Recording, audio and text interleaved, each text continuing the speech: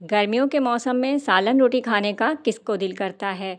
तो मैं लेके आई हूँ एक ऐसी ज़बरदस्त आसान सी रेसिपी जिससे आपकी रोज़ रोज़ की कुकिंग से जान छूट जाएगी। इस गर्मी के सीज़न में आप जान छुड़ाएं कुकिंग से और बनाएं ये ज़बरदस्त आसान सी टमाटर और कैरी की चटनी।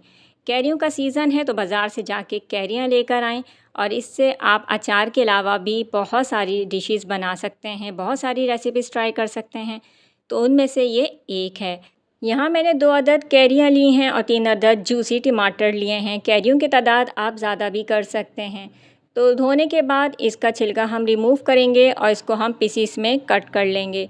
टमाटर आप बड़े साइज़ के लें, जूसी लें तो ज़्यादा अच्छा है। हरे और पीले टमाटर से मज़ा नहीं आएगा। तो इस तरीके से मैंने इसको काट लिया है और इसकी जो ये गुठली है इसको हम रिमूव कर देंगे। तो सब ही मैंने कैरियों को काट लिया था और साथ ही इसमें लहसुन के जवे मैंने लिए हैं तकरीबन 12 से 13 अदद।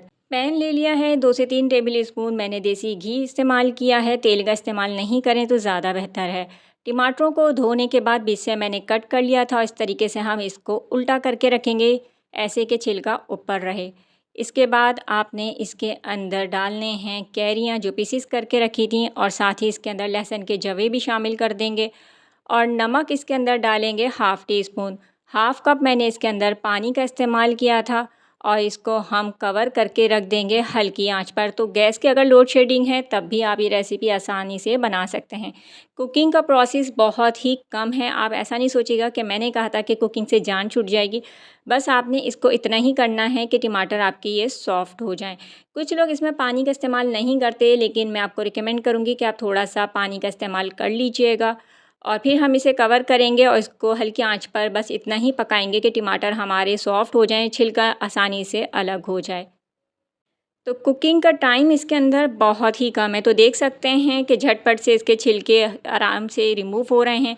तो चिमटे से हम इसको पकड़ के निकाल देंगे और फिर आप स्पैचुला की मदद से इसको हल्का हल्का सा मैश कर लीजिएगा। टमाटर आसानी से जो है मैश हो जाएंगे, कैरियाँ भी मैश हो जाएंगी। आप चाहें तो लहसुन के जवे बारीक बारीक चॉप करके भी डाल सकते हैं।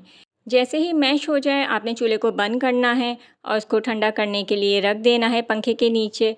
और जैसे ही रूम टेम्परेचर पर आ जाए आपने इसके अंदर कुटी लाल मिर्च डालनी है हाफ़ टी स्पून और इसके अंदर भुना कुटा ज़ीरा पाउडर मैंने डाला है हाफ़ टी स्पून।